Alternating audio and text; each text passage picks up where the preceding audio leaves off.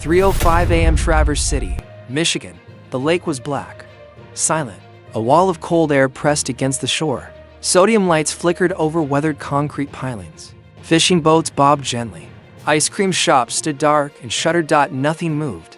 But beneath that quiet surface, something monstrous had been growing for years. A pipeline. A poison highway. A betrayal so deep it reached into the very office meant to protect this town. Federal agents lay hidden in the darkness, watching, waiting. At exactly 3:05 a.m., the silence shattered. FBI DHSD.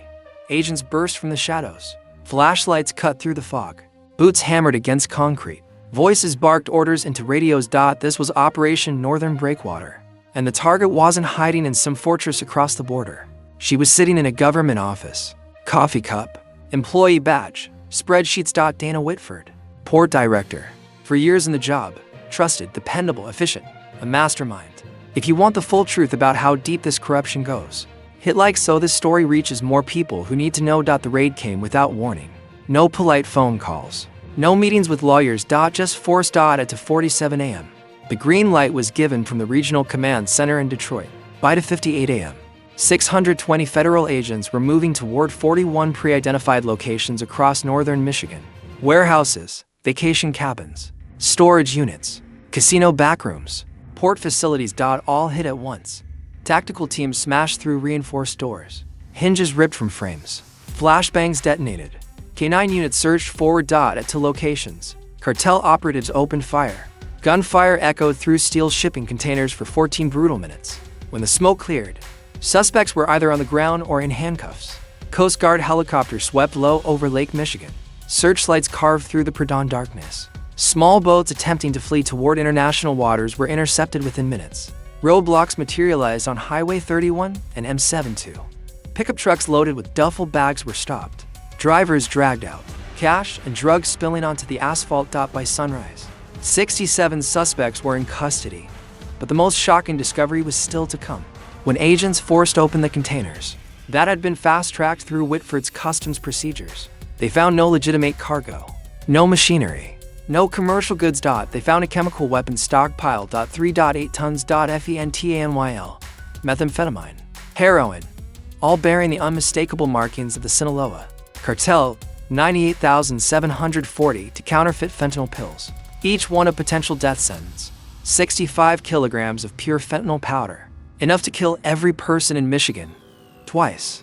And hidden among the drugs were industrial GPS jammers, sophisticated equipment capable of making entire vessels vanish from every modern tracking system. This wasn't small-time trafficking. This was a military-grade operation. Comment USA below if you stand with the brave agents who stopped this poison. Dana Whitford didn't start big. She started smart. When she took over as port director in 2016, she didn't rush. She watched. She studied every inspection protocol, every shift change, every moment when exhausted workers cut corners. After 6 months of quiet observation, she introduced what she called modernization measures.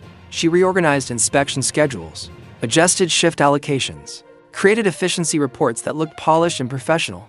On paper, it was sensible reform. In reality, she was carving blind spots into the system. Then came her masterstroke, the fast-track customs lane. She presented it as a solution for high-priority shipments. Overworked supervisors approved it without hesitation. Efficiency, modernization, buzzwords that opened doors. In practice, pre-selected vessels now breezed through clearance in under 7 minutes. Standard protocol required hours. That lightning-fast lane became the gaping vulnerability the Sinaloa cartel exploited to perfection.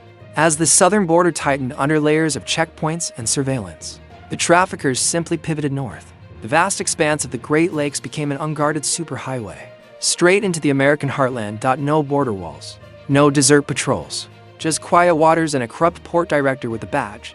But moving drugs is only half the battle. The far more challenging part is laundering the cash.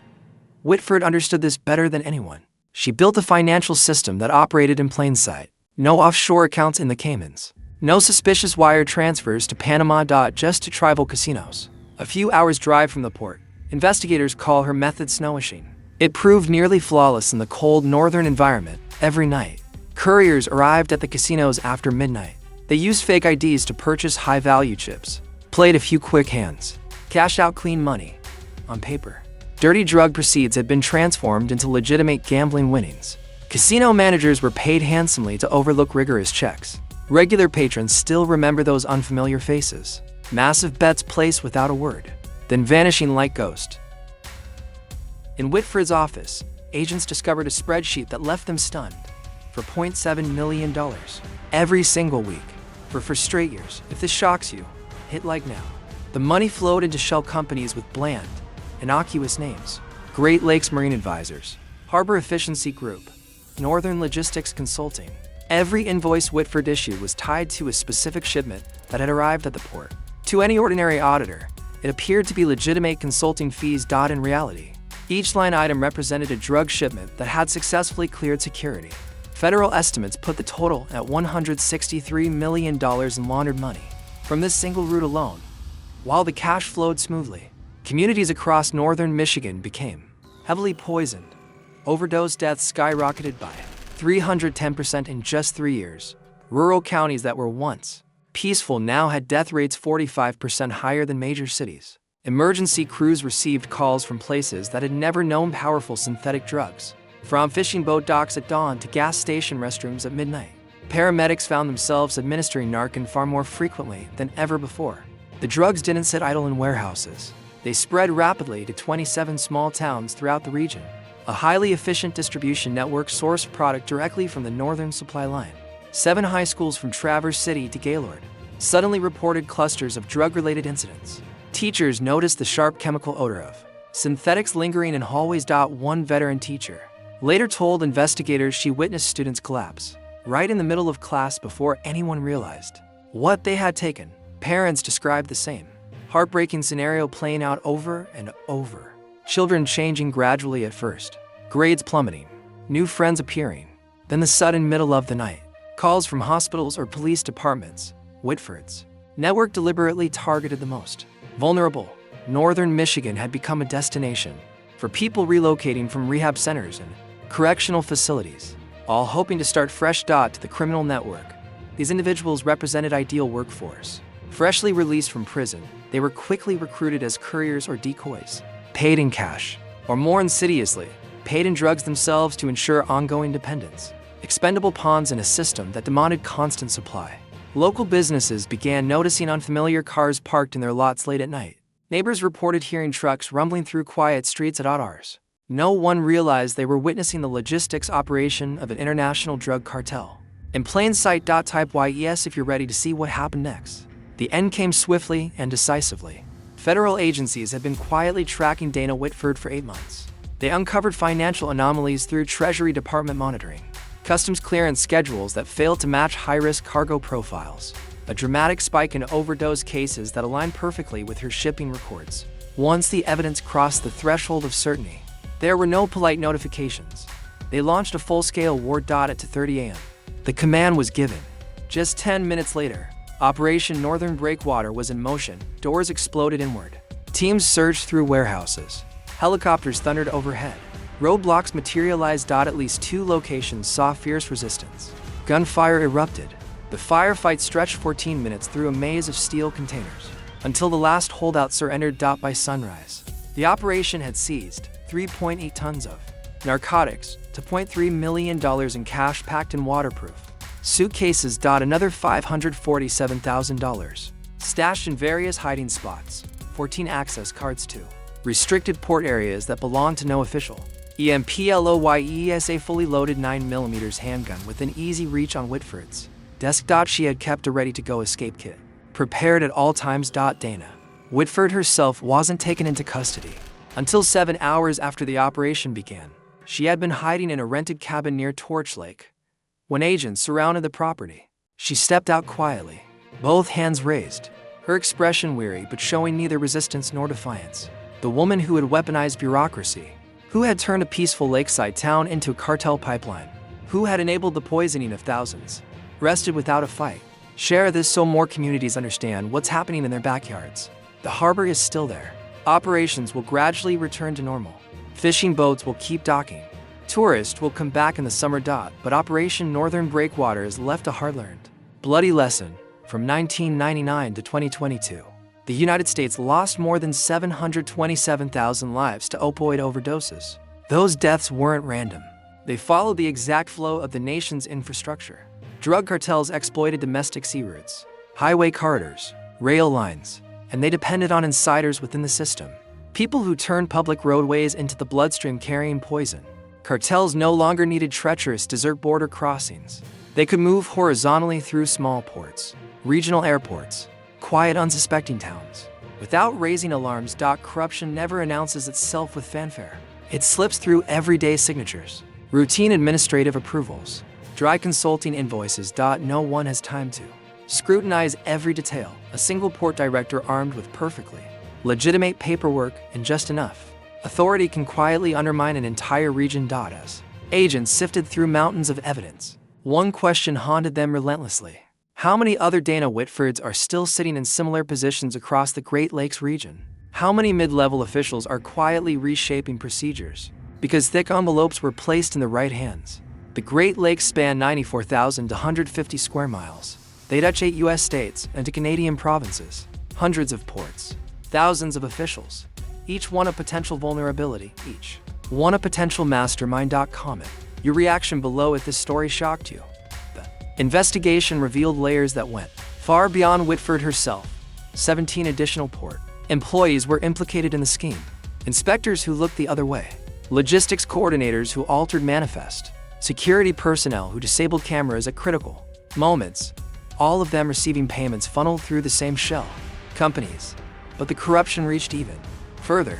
3 county commissioners into neighboring jurisdictions had accepted campaign contributions from front organizations tied to the cartel. They pushed zoning changes that allowed new warehouses to be built near transportation hubs, warehouses that became distribution centers for poison. A state environmental inspector had been approving facility permits without conducting proper site visits, paid $8,500 per approval. Over 3 years, he rubber-stamped 23 facilities. Each one became a node in the distribution network. The tribal casino managers have been receiving monthly payments of $12.00 each to facilitate the snowishing operation. They disabled anti-money laundering protocols, trained staff to ignore red flags, created a seamless system for converting dirty money into clean winnings. This wasn't one corrupt official. This was a network, and federal investigators believe they've only scratched the surface. Hit subscribe so you don't miss what happens next in this case. The human cost is impossible to fully measure. In the 3 years before Operation Northern Breakwater, northern Michigan saw 847 overdose deaths, up from 273 in the 3 years prior. 2001. Federal prosecutors have indicated they will seek asset forfeiture for all properties, vehicles, and bank accounts connected to the scheme. Current estimates place the total value at $38.7 million. Every dollar will be seized, every asset liquidated, but no amount of money can bring back the lives lost. This is the real face of the war we're up against. The enemy doesn't always wear a mask or carry a gun. Sometimes they wear a government badge and sit in an office with an American flag on the wall. They weaponize the very systems designed to protect us. They exploit trust. They corrupt institutions. They turn public infrastructure into private profit machines fueled by human suffering.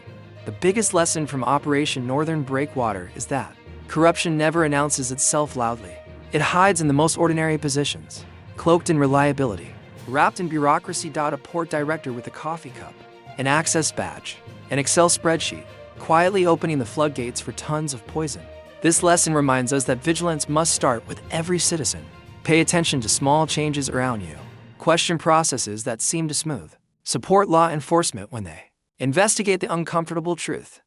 Only when society as a whole stays awake and alert can we truly protect our families from this invisible threat. Share this video before it gets buried. What do you think about people inside the system who aid and abet drug cartels? Should they face the same level of legal responsibility as the kingpins themselves? Do they deserve maximum sentences? Drop your thoughts in the comments. The investigation continues. Federal authorities believe Whitford's operation was connected to similar schemes at ports in Wisconsin, Minnesota, and Ohio. Task forces are now examining customs data at 14 additional Great Lakes facilities. If the pattern holds, more arrests are coming. This is only the beginning. Stay vigilant, stay informed, and never assume that corruption can't reach your community, because it already has.